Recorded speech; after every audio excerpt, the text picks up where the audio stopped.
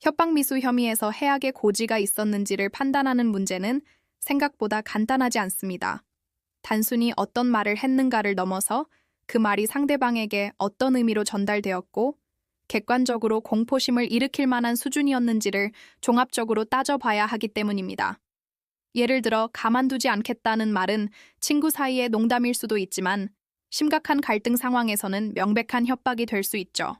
그래서 판례는 발언의 경위, 주변 상황, 그리고 당사자들의 관계까지 모두 고려해서 해악의 고지 여부를 판단합니다. 결국 사건의 구체적인 맥락을 얼마나 잘 파악하고 분석하느냐가 핵심입니다.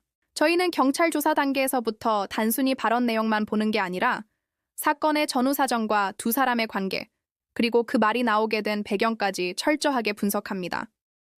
협박죄는 반의사불벌죄가 아니기 때문에 설령 나중에 합의하더라도 처벌을 피하기 어렵습니다. 그래서 초기 대응이 무엇보다 중요하죠.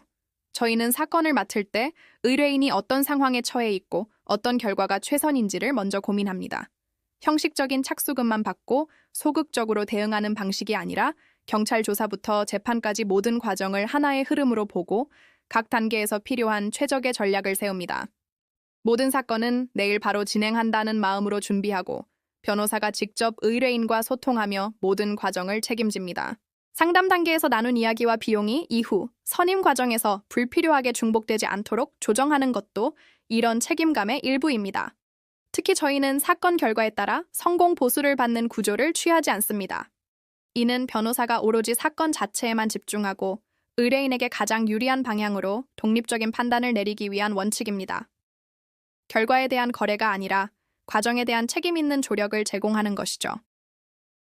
2014년 문을 연 이후 지금까지 사건 처리나 비용 문제로 단 한 번의 분쟁도 없었던 이유는 바로 이런 원칙을 지키며 현실적인 해결책을 제시해왔기 때문입니다. 협박 사건처럼 형사 문제뿐만 아니라 민사상 손해배상이나 행정처분이 함께 얽힌 복잡한 사안도 많습니다. 저희는 이런 경우 각 절차를 따로 보지 않고 하나의 큰 그림 안에서 종합적으로 해결책을 설계합니다. 민사, 형사, 가사, 행정사건 전반에 걸쳐 이러한 기준으로 전문적인 법률 서비스를 제공하는 곳 바로 법률사무소 아신입니다. 감사합니다.